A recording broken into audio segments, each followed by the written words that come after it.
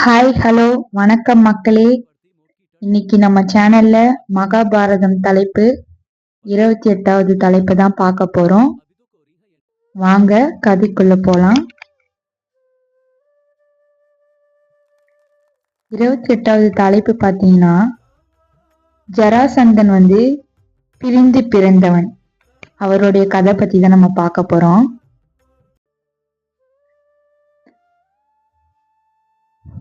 மகத தேச அரசனான ஜராசந்தன் கிருஷ்ணருக்கு ஒரு நிரந்தர எதிரியாவே இருக்கானா. மதுரா நகர ஜராசந்தன் எரித்ததால கிருஷ்ணர் துவாரகைக்கு இடம் மாறிட்டாரு.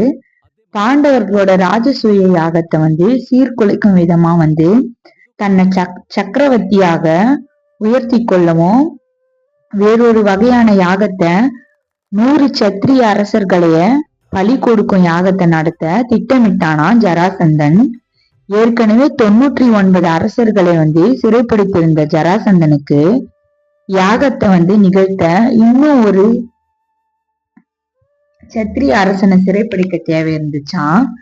கிருஷ்ணர் யுதிஷ்டனிடம் அந்த யாகம் நிகழ்ந்தா ஒரே நேரத்துல 100 அரசர்கள் இறப்பாங்க அப்படின்னு சொல்றாராம். உனது ராஜசூய யாகமும் வெற்றி பெறாது. எப்படியும் ஜராசந்தன் உன்னை சக்கரவர்த்தியாக ஏற்றுக்கொள்ள போவதில்லை அப்படின்னு சொல்றாரு. இப்ப நீ அவனை போரிட்டு வெல்லவும் முடியாது. ஏன்னா ஜராசந்தன் படையுடன் போரிடும் அளவிற்கு இன்னும் உன் படை பலமாகவே இல்லை அப்படின்னு சொல்றாரு. நாம் எந்த உபாயம் செய்தாவது அவனை கொல்லணும் அப்படின்ட்டு முடிவெடுக்கிறாங்க. நான் அவனுக்கு தர வேண்டிய கடனாக அவனது மரணம் இருக்கிறது. அதை நிச்சயம் கொடுக்க வேண்டும். உனது ராஜசூய யாகம் வெற்றி அடைய வேண்டும் என நீ விரும்பினால் ஜராசந்தனுக்கு நீ முடிவு கட்ட வேண்டும் அப்படின்னு கிருஷ்ணர் சொல்றாரு. ஜராசந்தனின் பிரிந்த பிறப்பு. ஜராசந்தனை எப்படி கொள்வது அப்படின்னு முடிவு பண்றாங்க. பலம் வாய்ந்த அரசனாக வெல்ல முடியாத மனிதனாகவும் அவன் இருக்கான். பீமன், அர்ஜுனன், கிருஷ்ணர் என மூவரும் பிராமணர்களாக மாறுவேடம் அணிந்து மகத தேசம் வராங்க. அன்றைய வழக்கப்படி அவர்கள் பிராமணர்களாக இருந்தபடியினால நகர்ல வரவேற்கப்படுறாங்க. அவர்கள் அரசனை சந்திக்க வேண்டும்ட்டு சொல்றாங்க. அரசன் அவர்களை மரியாதை நிமித்தமா சந்திக்கிறாரு. அப்போது அவர்கள் ஜராசந்தனுக்கு பீமன் மல்யுத்தம் செய்ய விரும்புவதாக கூறியிருக்காங்க. பெரும் மல்யுத்த வீரனாக அறியப்பட்டிருந்த ஜராசந்தனின் பிறப்பு அசாதாரணமான ஒன்றாக இருக்கு. ஜராசந்தனோட தந்தையார் தனக்கு பிறகு வாரிசு இல்லை என்றதுனால ஒரு முனிவரிடம் சென்று ஆசி கேட்டாராம். ஒரு மாம்பழத்தை வழங்கிய முனிவரு, இந்த பழத்தை உன் மனைவியிடம் கொடு, உங்களுக்கு ஒரு மகன் ஒண்ணு பிறப்பான் அப்படின்னு சொல்லியிருக்காரு. ஜராசந்தனோட தந்தைக்கு 2 மனைவி இருக்காங்களாம். இருவரையுமே அவர் மிகவும் நேசித்ததால திரும்பி வந்ததும் இருவரையும் ஒன்றாக சந்திக்கிறாராம்.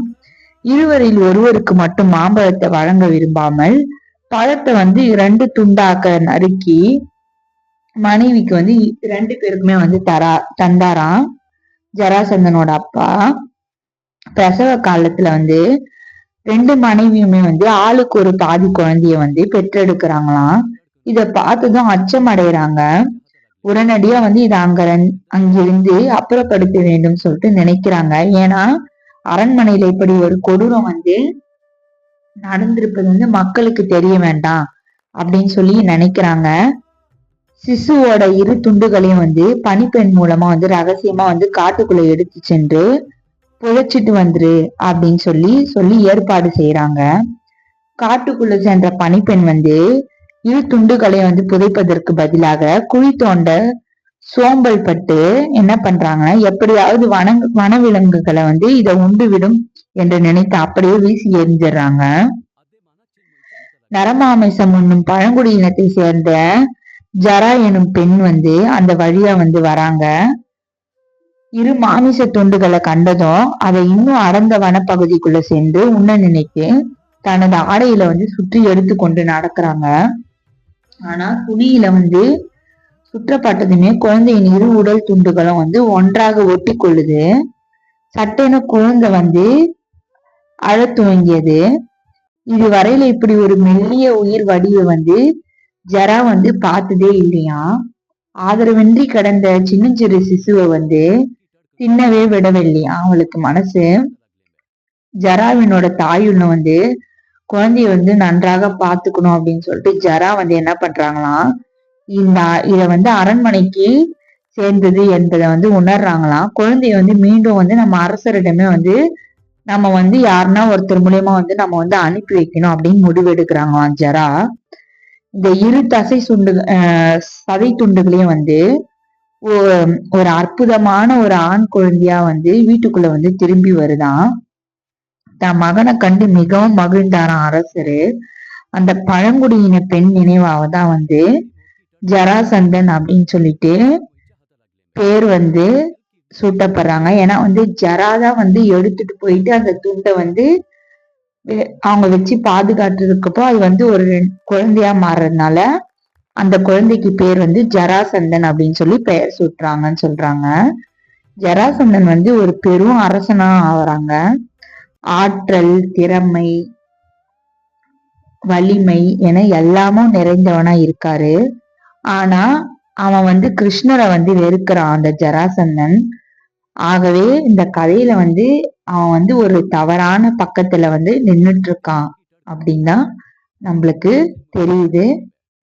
இன்னைக்கு 28வது தலைப்பு நிறைவடைஞ்சிடுச்சு மக்களே.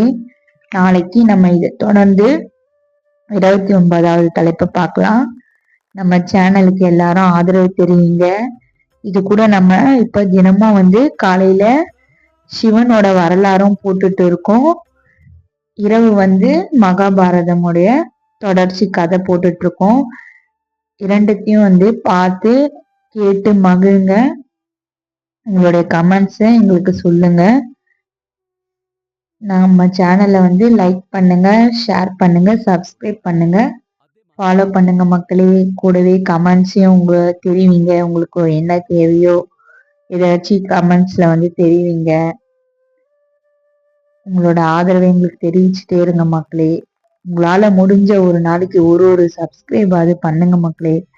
உங்களை நம்பிதான் நாங்க இந்த சேனல்ல வந்து கடவுள் பத்தி புராணங்கள்லாம் போட்டுட்டு இருக்கோம். எங்களுக்கு உங்களோட சப்ஸ்கிரைபும் ஒருத்தர் ஒரு நாளைக்கு ஒரு சப்ஸ்கிரைப் பண்ணா கூட சந்தோஷம் தான் மக்களே எங்களுக்கு. நன்றி, வணக்கம் மக்களே.